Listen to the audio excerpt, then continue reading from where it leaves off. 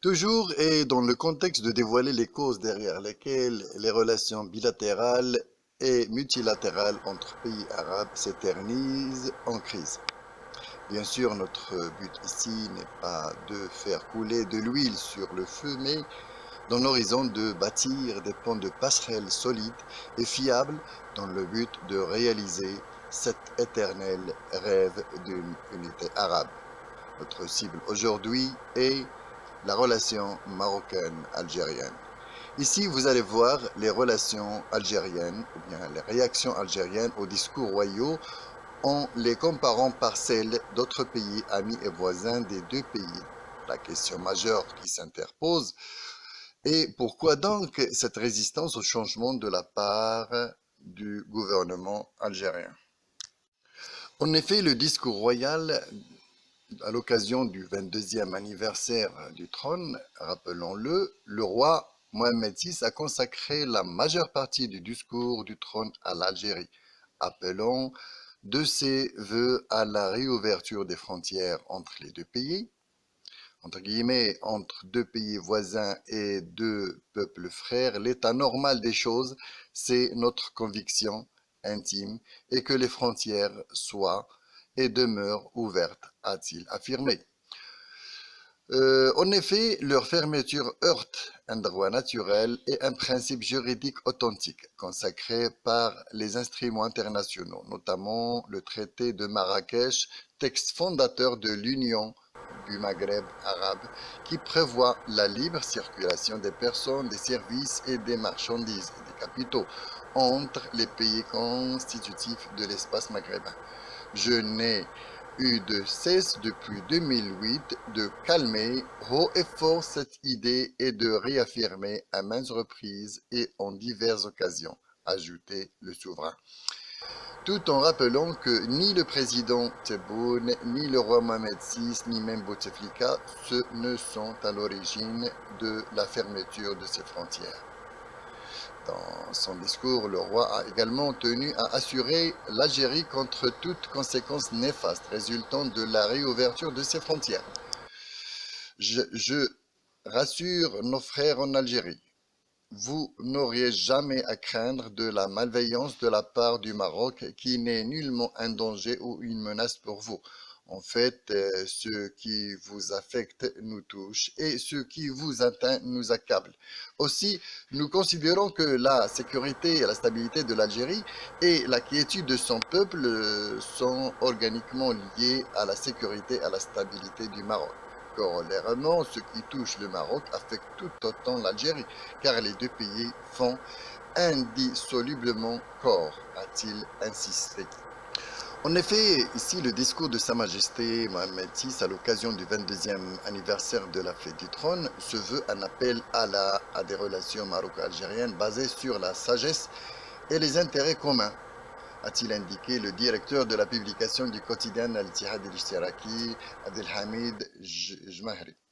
Le discours du trône, un message de sagesse d'après les experts en faveur de la paix au Maghreb. Bien sûr, d'après des académiciens, on parle d'un discours de sagesse et de perspicacité. De Guatemala, on parle que le succès du Maroc en pleine pandémie mis en avant à l'occasion de la fête du trône. Un analyste paraguayen, par exemple, la main tendue par Sa Majesté le roi appelle à des engagements solides et sérieux de l'Algérie. La même chose, la réaction d'un politologue, le discours du trône a réaffirmé l'engagement sincère du Maroc à garder la main tendue vers l'Algérie. La même chose, certains universitaires parlent de l'appel à l'Algérie pour faire preuve de sagesse et de bon sens. Euh, des universitaires encore, l'exemple de Asdin Ramlich, on parle de la priorité doit être aux intérêts supérieurs respectifs. Mais les réactions algériennes à cet appel royal, comme on pouvait s'y attendre, la main tendue du roi Mohamed VI à l'égard de l'Algérie n'a pas trouvé d'écho. La presse algérienne s'est même montrée particulièrement hostile, diversion, tribulation, fausses mains tendues, la presse algérienne n'a pas vraiment accueilli avec bienveillance le discours du trône prôné, bien prononcé samedi par le roi Mohamed VI. Bien au contraire, plusieurs titres algériens se sont montrés particulièrement hostiles à l'égard du discours de fraternité prononcé par le roi Mohamed VI à l'occasion du 22e anniversaire de son accession au trône. Bon, par exemple, pour le journal Ouattara, le discours du souverain n'est qu'une diversion, tandis que chez l'autre grand quotidien algérois Liberté, son éditorialiste s'est fendu d'un papier pour le moins mal senti, en s'attaquant directement à la personne du roi Mohamed VI. Plus mesuré, mais tout aussi belliqueux, le pur player algérien, le TSA, tout sur l'Algérie, estime que la main tendue du roi est en réalité une fausse main tendue. À l'émission des médias, rappelle coup sur coup l'affaire Pegasus, la question du Sahara à la défense par Omar El, un diplomate marocain aux Nations Unies, du droit de l'autodétermination des Kabyles pour justifier leur prise de position anti-marocaine, balayant d'un revers de main le message empli de fraternité adressé par le souverain à ce pays jumeau. Et officiellement, l'Algérie a décidé, mercredi, de revoir ses relations avec le Maroc, accusé d'être impliqué dans les incendies meurtriers qui ont ravagé le nord du pays. Une nouvelle escalade dans la crise diplomatique qui oppose les deux pays. Les actes hostiles incessants perpétrés par le Maroc contre l'Algérie ont nécessité la révision des relations entre les deux pays et l'intensification des contrôles sécuritaires aux frontières ouest, a indiqué mercredi un communiqué de la présidence algérienne, sans autre précision. La frontière entre l'Algérie et le Maroc est officiellement fermée depuis le 16 août 1994. Rabat n'a pas réagi en fin de soirée. Cette décision a été prise lors d'une réunion extraordinaire du Haut Conseil de sécurité algérien, présidé par le chef de l'État Abdelmejid Tebboune, et consacrée à l'évaluation de la situation après les gigantesques feux de forêt qui ont fait au moins 90 morts dans le nord du pays. Selon le président Tebboune, la plupart de ces incendies étaient d'origine criminelle, sans que ne soit présentée jusqu'à présent la moindre preuve. L'enquête a permis de découvrir qu'un réseau criminel classé comme organisation terroriste est derrière les incendies.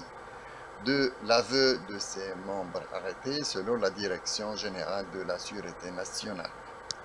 Ce qui déplaît davantage le gouvernement algérien, c'est le retour à la normale des relations espagnoles et marocaines. En effet, le discours royal prononcé à l'occasion du 68e anniversaire de la révolution du roi et du peuple a un fort impact chez ses voisins du Nord.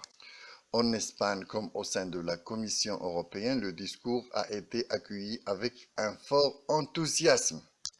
Sa Majesté le roi a souligné dans son discours que plusieurs conditions ont changé dans la région maghrébine et méditerranéenne, ainsi que les enjeux qui prévalaient pendant la période de fermeture des frontières entre les pays. Le souverain a rappelé les récits maghrébins communs et positifs comme il a déconstruit les mythes qui alimentent le discours du repli, de la crise de la confrontation, lequel est fondé sur les contre-vérités. La proposition de Sa Majesté le Roi confirme la possibilité de réussir ensemble dans l'émergence d'un nouvel espace maghrébin. Ce discours construit sans aucun doute une grande opportunité pour redéfinir les piliers et les paramètres réagissant les relations entre l'Espagne et le Maroc. C'est également l'occasion de réouvrir une nouvelle étape dans les rapports du Royaume avec toute l'Europe. Le président du gouvernement espagnol, Pedro Sánchez, s'est empressé de réagir avec émotion à ce discours remerciant le souverain pour son appel à une reprise de relations normales avec son pays, tout en précisant que de chaque crise découle une opportunité. Le président du gouvernement espagnol a soutenu ce discours construit une grande opportunité pour redéfinir les relations entre les deux pays et les piliers sur lesquels elles reposent. Pedro Sánchez a fait cette déclaration lors d'un point de presse conjoint avec la présidente de la Commission européenne, Ursula von der Leyen, et le président du Conseil européen, Charles Michel, à la base militaire aérienne de Torrego de Ardoz, en disant que nous avons toujours considéré le Maroc comme un partenaire stratégique de l'Espagne, mais aussi de l'ensemble de l'Union européenne, a notamment souligné le responsable ibérique, tout en insistant sur le fait que le Maroc et l'Espagne sont des alliés, des voisins et des amis. Quant à la présidente de la Commission européenne, Ursula von der Leyen a souligné à la même occasion l'importance des liens stratégiques unissant le Maroc et l'Union européenne. Le Maroc et l'Union européenne, a-t-elle affirmé, sont deux partenaires stratégiques et il est important de maintenir cette relation et la consolider. Le président du Conseil européen, Charles Michel, a de son côté salué la teneur du discours du 20 août, tout en facilitant de la profondeur des liens entre le Maroc et l'Union européenne. Nous voulons naturellement saluer les propos qui ont été exprimés par le roi du Maroc. Le Maroc est un partenaire pour l'Espagne et pour l'Union européenne et nous souhaitons effectivement pouvoir continuer à être engagés pour approfondir ce partenariat qui est essentiel entre le Maroc et l'Union européenne, a-t-il précisé. Et plus loin, plus précisément en Colombie, Hernán Orlano, recteur de l'université UNICOC de Colombie, a souligné que le discours royal dénote une conscience des menaces qui guettent le royaume et d'une confiance à l'égard de la capacité du royaume à défendre résolument ses valeurs et ses choix en matière de développement et d'édification démocratique. Pour ce qui est des médias, notamment espagnols, ce discours met enfin la crise diplomatique entre le Maroc et l'Espagne d'une manière tout à fait inattendue. C'est ce que précise d'ailleurs le quotidien très influent El País. Le souverain, poursuit le journal espagnol, a exprimé clairement sa volonté d'une reprise des relations avec le voisin ibérique sur de nouvelles bases, inaugurant ainsi une étape inédite dans les relations des deux pays, basées sur la confiance, la transparence, la considération mutuelle et le respect des engagements. Et si on essaie d'analyser un peu la nature des ripostes algériens envers le Maroc, s'explique par une succession d'échecs diplomatiques et économiques. En effet, ce qui dérange le gouvernement algérien, c'est qu'ils se sont égarés de la scène diplomatique, soit au niveau régional qu'au niveau africain. Et le pire, c'est qu'ils se sont très lésés et très touchés suite à son grand échec historique de ses efforts déployés derrière l'affaire du Sahara, alors qu'il a été largement généreux par les revenus du gaz et du pétrole en les investissant et depuis son indépendance dans son projet de séparer la zone sud marocaine en faveur d'un État soi-disant appelé Polisario. Et cela surtout après la reconnaissance par les États-Unis de la souveraineté du Maroc au Sahara. Et c'est bien sûr, selon le WINEP, ceci a été interprété comme un geste hostile à l'Alger, ce qui pourrait se traduire probablement par un accueil difficile pour la nouvelle administration de Biden. Néanmoins, cette nouvelle équipe de Biden devrait considérer la situation actuelle comme un moment d'opportunité pour améliorer les relations américaines-algériennes. et ce faisant renforcer la position stratégique américaine en Afrique du Nord-Ouest. Rappelons que parmi les trois pays faisant l'objet du rapport, le rapport